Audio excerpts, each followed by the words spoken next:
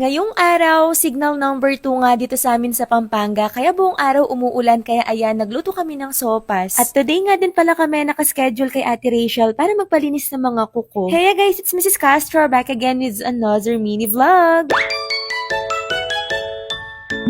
For today's vlog, sabay-sabay nga kaming bumaba kasabay itong mga fur babies namin dahil sabay-sabay din kaming nagising. At paggising nga namin, hindi namin napansin yung oras, alas 9 na pala. Hindi naman din kasi kami dito mag-aalmusal dahil nga pupuntahan namin si Gab-Gab dahil mag-birthday siya ngayon. Ayun yung first pamangkin namin sa side ni Mr. Castro. Nagkotse na nga lang kami kasi medyo mainit yung araw na to. Actually, kinabukasan talaga yung umulan at signal number 2 agad. Napakatirik ng araw ngayon kaya naman hindi namin kayang mag-e-bike kasi ang sakit sa balat. Kaya ayan, sabi ni Mr. Castro, ilalabas na lang niya si Ruru para magkotse na lang din kami. Dito lang naman sila sa Bundagol kaya nakadating din kami agad at ayan, inabot na namin yung gift namin sa kanya. At ang bilis ng panahon, grabe, 3 years old na agad si Gab. At dito nga din pala kami kay Fat bumibili ng brownies na lagi kong pinapakita sa inyo sa vlog. Grabe, sobrang sarap nun. Nag-order nga ulit kami ng 2 box at mamaya na lang namin kukunin. Bibili nga lang kami ng lutong ulam sa Santa Ines at ayan, sumama si Gab sa amin. Hindi na kasi kami nagluto ng ulamin namin ngayong lunch at balak talaga namin bumili na lang ng lutong ulam. Paano ba naman nakakaubos kasi ng idea, no? Araw-araw talaga pinoproblema or iniisip natin kung anong ulamin natin. Anyway, ito nga pala yung binili namin bagong mga brownies. Grabe, sobrang sarap nito. Kung around taga madap-dap ka, try nyo mag-order. Ito yung page nila. Talagang masarap siya, lalo na kapag ka-ni-ref nyo. Sobrang chewy niya. Hindi ako ganun kahilig sa sweets, pero ito, gustong gusto ko siya. Ito nga pala yung mga nabili naming ulam as usual. Gulay ako at saka isda. Manok naman yung mga binili ni Mr. Castro. Ayaw ko muna talagang mag-carne ngayon. Gusto ko muna mga gulay at saka isda. Nagpahinga lang kami saglit and after naman yan, nag-workout naman kami. Nauna na nga ako dyan kay Mr. Castro kasi nag-ready na rin ako ng damit dahil nga ligong-ligo na din ako. Dito naman ako sa taas, naligo ngayon kasi nga lilinisin ko tong CR namin dito. Pagkatapos niyan, bumaba na rin naman ako at sa baba na ako magpapatuyo ng buhok. Tinitignan ko nga kung ano tong niluluto ni Mr. Castro habang sumasayaw ako dyan ng uso sa TikTok. Ano nga kasi yun? Yung kanta na pababa na pababa. At eto nga pala yung iniluluto niya, adobong baboy na pinatuyo. Alam nyo, sobrang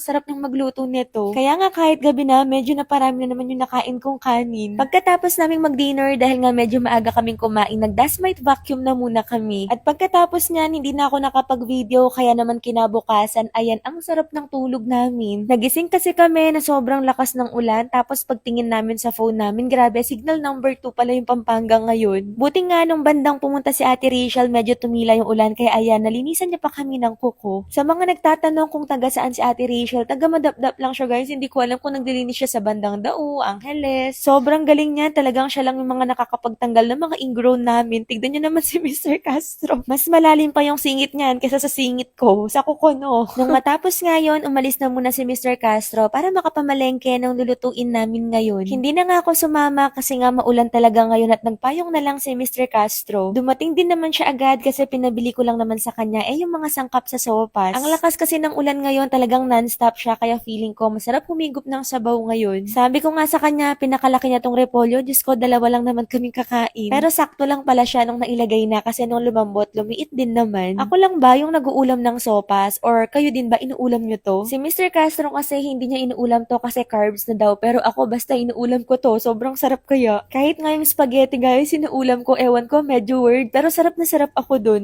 Anyway, ayan, paluto na nga tong sopas namin. Kaya naman tara, kain po tayo. Hindi pa nga luto yung kanin dyan, kaya kung mapapansin nyo, wala pa akong kanin sa lamesa. Mamaya na lang ulit ako kakain dahil after nito, kakain din naman ulit ako. Syempre, habang kumakain kami, masarap manood niya ng series. The best thing pa din to, hindi ko pa din natatapos. Ang bagal ko talagang manood ng series kasi paputol-putol akong manood dahil ang busy-busy ko. Bandang alas 4, nakaligo na rin ako kahit pahirapan kasi ang lamig ng tubig. Binalatan ko nga etong mga binili ni Mr. Castro na mangga kanina, sabi niya nga, kainin na namin. Ganitong mangga yung gusto ko, yung hindi pa hinog, yung mahati mo talaga siya sa gitna. Hindi ko alam kung biyakin ba yung tawag dito. Parang apple mango kasi siya na hindi pa hinog. Meron din kaming bagoong dito na niluto ko nung isang araw kaya ni-ref ko na lang muna. Malamig nga siya kaya mi-microwave ko na lang para medyo uminit muna bago kainin. Masarap niyan habang nagko-food trip ng mangga panoorin ko tong aking paboritong series. Bumaba nga muna si Mr. Castro dahil nga nagji-gym pa rin siya hanggang ngayon kaya sinabayan niya akong kumain ng mangga. Diyos ko, habang kumakain ako dito, tili talaga ako ng tili sa pinapanood pinapanood ko. Sobrang nakakakilig. Bandang gabi naman, ayan, nagpapahinga na lang kami dito sa may sofa. Dahil nga bukas, kailangan naming maaga kaming magising at kailangan din naming maagang makatulog ngayon. At kapag ka ganito, nainom talaga kami ng Sleep Right Plus from Nutri-Expert. Kung nahihirapan kayong matulog, panggabi kayo sa work, may mga insomnia kayo, recommend ko talaga sa inyo to guys. Promise, sobrang effective niya talaga. Kapag ka ininom nyo siya after mga ilang minutes lang, parang haantukin ka na. Tapos, paggising mo, parang feeling mo ay kumpleto yung tulog mo at napaka-quality niya, ganun. Sa Watsons namin nabibili to and ganito nga palang itsura niyan. Meron siyang 30 capsules sa isang bottle. Kung gusto niyo nito, ilalagay ko na lang yung link niyan sa comment section. O siya, ayun lang muna guys for today's vlog. Thank you for watching. Matutulog na rin kami niyan. See you on our next vlog. Bye! Mwah!